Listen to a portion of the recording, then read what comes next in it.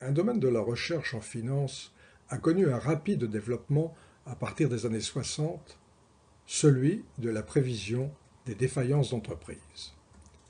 Il suffit de penser aux travaux pionniers de Beaver ou de Altman. Depuis, de nombreux modèles ont été élaborés à des fins opérationnelles au sein des établissements financiers et bancaires.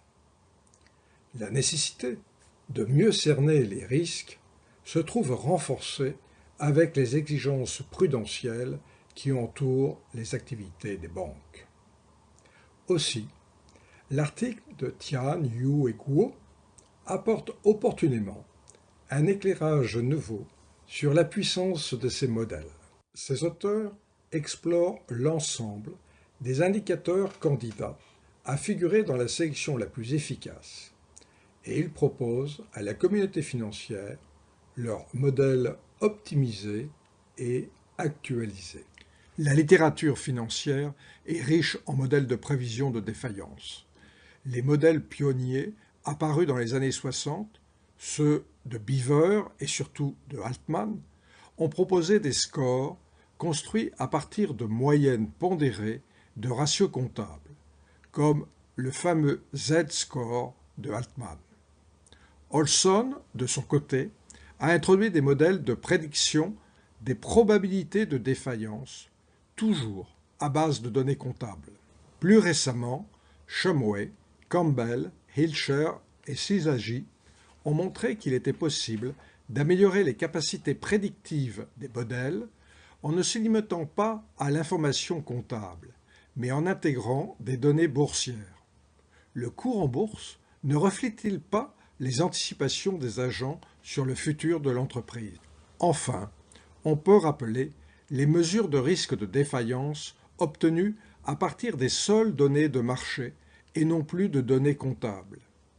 Les modèles dits structuraux, dérivés de la théorie des options, initiés par Merton, proposent une estimation du risque de défaillance à partir de la probabilité implicite que les actionnaires ne puissent pas exercer leur call sur les actifs totaux de la firme.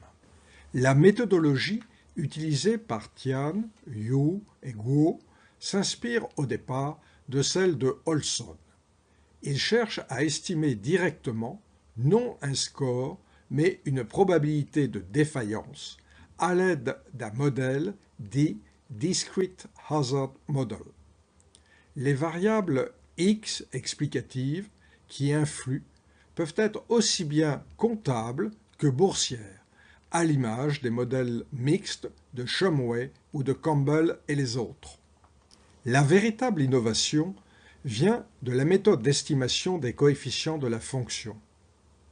Les auteurs recourent à la technique dite du shrinkage, ou encore ici l'ASSO, Least Absolute Shrinkage and Selection Operator, développé par Tibshirani.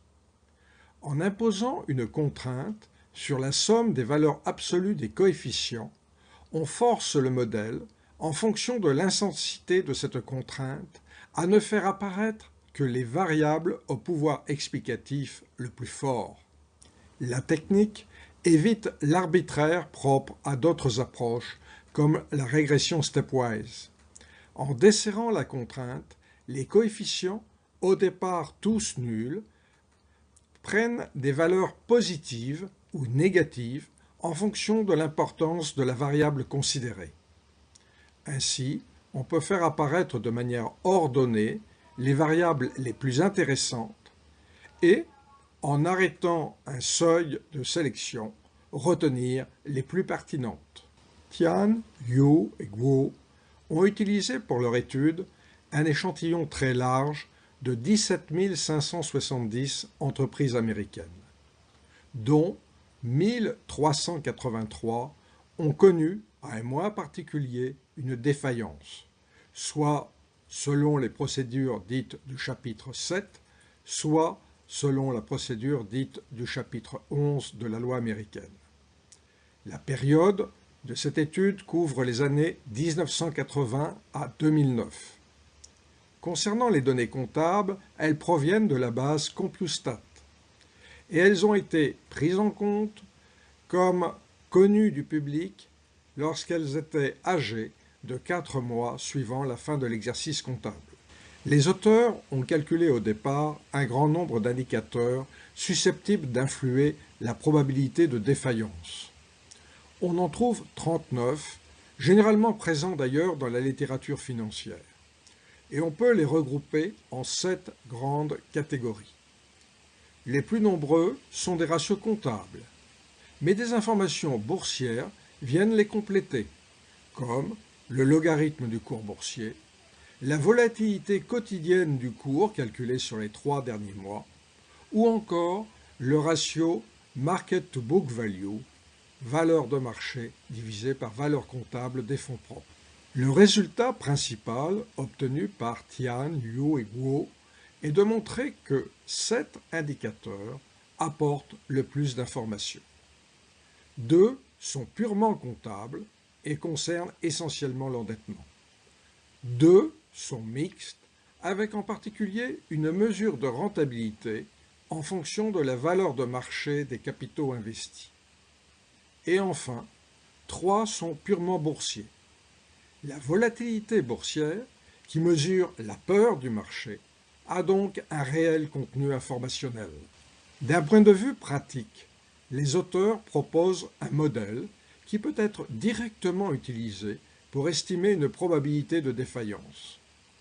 Les coefficients de ce modèle, actualisés et optimisés, sont à disposition. Son utilisation nécessite le calcul d'abord d'une moyenne pondérée grand L des 7 indicateurs choisis, puis sa transformation en une probabilité à l'aide d'une fonction incluant des exponentielles.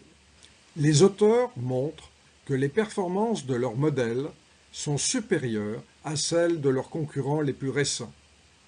Quand on classe les entreprises par décile de probabilité estimée de défaillance, on trouve que près de 80% des entreprises ayant connu effectivement une défaillance dans les 12 mois à venir appartiennent aux 2 premiers déciles de probabilité. Tian, Liu et Guo étendent leur étude à des horizons de prévision plus éloignés, jusqu'à 60 mois. Le résultat le plus intéressant de cette extension est de montrer que les variables liées au marché boursier jouent un rôle de plus en plus faible. Elles n'apparaissent plus dans les sélections optimales à 60 mois, comme si leur contenu informationnel était limité au court terme. En revanche, les indicateurs comptables conservent des qualités prédictives. En conclusion, cette recherche sera utile à tous ceux qui ont besoin de recourir à un modèle de prévision de défaillance. Elle fournit une formule pratique directement utilisable. Elle montre qu'il y a tout avantage à combiner information comptable et boursière. Mais cette dernière perd de son intérêt si l'horizon de la prévision s'éloigne.